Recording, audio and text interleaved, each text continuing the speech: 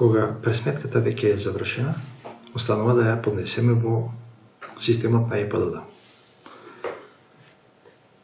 Се не е проверено, кликнуваме XML. Се формира файл во фолдер на MyGPM, OpenXML и така натаму. Ако сакаме може да вадзиднеме фајлот, нема што да се види. Евентуално ако имаме проблеми па треба да го анализираме. Значи си имаме файл и одиме во страната на UEP. Ако се борете, ако ни се добро подесени работите, во EPDD ќе го имаме ова Mapin. Кликнуваме на стрелчето за место рачно да внесуваме, ќе кликнеме на стрелчето. Mapin. Внес на XML. Избери. Не го бараме фајлот, исто како во стариот Mapin, десен клик, паст. Овде се целата патека кај се наоѓа фајлот и само Open. Закачи. Значи, ова беше избери, закачи, процесирај. Очекувам проблеми и тоа да видиме до кај ќе оди.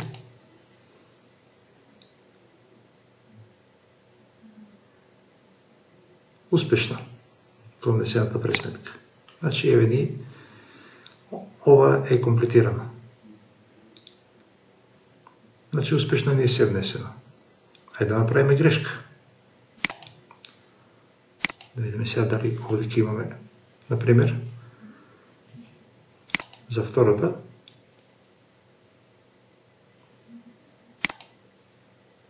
во матичните подаци ќе направиме грешен матичен број. Или овде.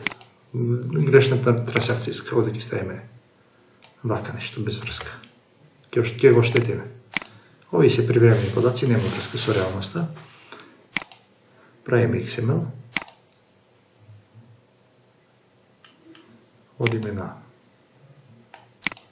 веб страната, Mapin, внес на XML, избери, десен клик паста, Open, закачи, процесирај. Има проблем. Значи, кога се појава ова, има проблем. Презими лог файл со грешки. Кликнуваме во лог файл со грешки, го отвараме. И сега, да видиме дали ќе ни помогне ова. Копи. Во самата пресметка кај грешки го поставаме паст.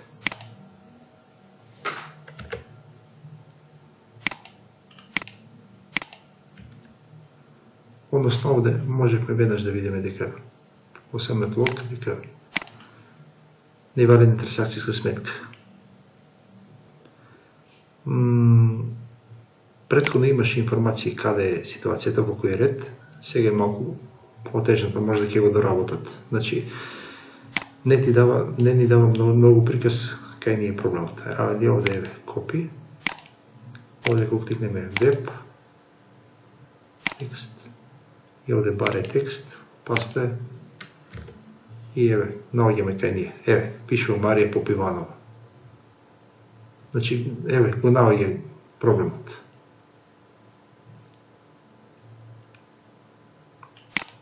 Значи, кај Марија Попиванова, ако одиме и или ајде ќе тргнеме Марија Попиванова од пресметката. Рефреш, ова да го тргнеме, граф. Овде ќе додадеме, например, надомесна плата или плаќа друг орган, преклопување од 15 до 31, а тука ќе ставиме ефективно од 1 до 15. Ова е практично со преклопување. Од 1 до 15, само момент. На погрешно место ги ставив овде. Од 1 до...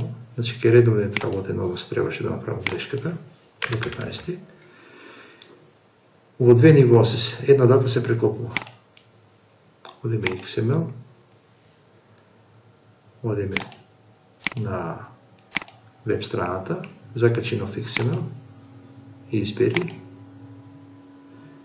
еве го, можеме десен клик пасте, open, закачи, процесирај, файл со грешки. Файл со грешки вели, добро, ај вака се, овој сега ќе го селектираме со Ctrl-A, ако не е голем файлот, десен клик копи, одиме во грешки, десен клик пасте и имаме линија 31. Значи, програмот препознава од овде го гледа линија 31, само си препознава линии и едноставно кликнуваме и не носи кај ние грешката. И вели вака.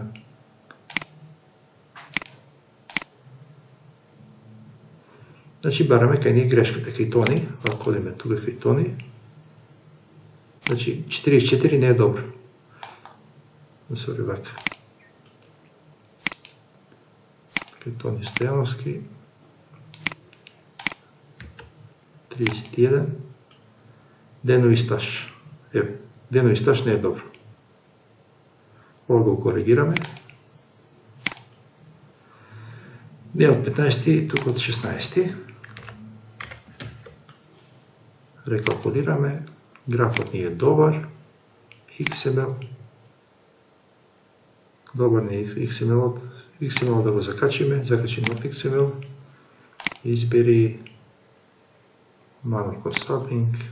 Open. Закачи. Процесирај. Се е во ред. Значи, многу брзо работи.